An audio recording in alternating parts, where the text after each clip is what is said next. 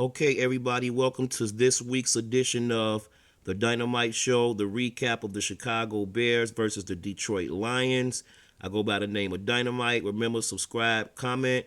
And again, I just did a video and I kind of like don't want to upload that one because I didn't get into a lot of specifics. I didn't want to because everybody played good and it's just so hard to single out all of these people. But let's jump right into it. First, let's start with the coaches. Good job. I like to start with everybody who I give a lot of heat to when they do bad.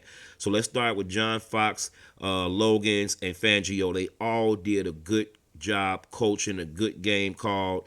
Everything was just led right from the start. Let's get on the offense. I want to talk about the offense quickly because today was mostly about the defense. Hoyer, again, y'all heard me call for it last week. I said I wanted to see another week. I wanted to see him at home. I wanted to see if he could get in a rhythm, and he was outstanding.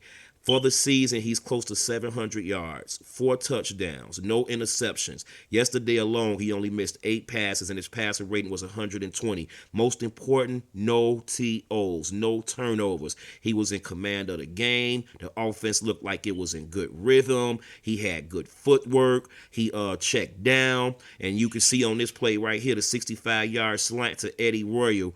You know what I'm saying? Which the offensive line gave him time. He threw a nice, good ball. Offensive line was really good for the second week in a row. Now, let's talk about Jordan Howard and Eddie Royal. First of all, Eddie Royal is the MVP so far this season. It's good to see him healthy. What a difference maker he is in that slot and on returning the ball. But Jordan Howard, with Howard and Hoyer leading the way, y'all can see that this looks like a new team. And that in the aspect gives us hope.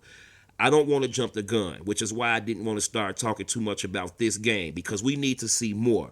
With a winnable game next week at Indy and then Jacksonville coming here, we have a chance to stack some wins if you guys can keep it going.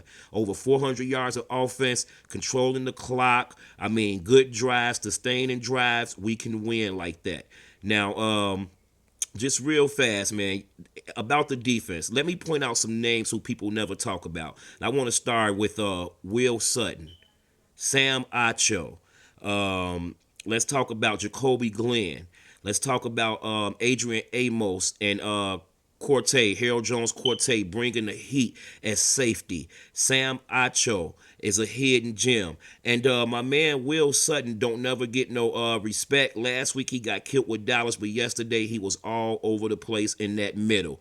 You know what I'm saying? John Timo, who I don't understand why he was cut to the practice squad in the first place, made some good plays. He a little slow, but he always around the ball. Our defensive MVP so far, Jarrell Freeman, controlling the way. I'm seeing some things, and if nothing else, it's buying some time till we get some of these guys back. I'm loving what I'm seeing.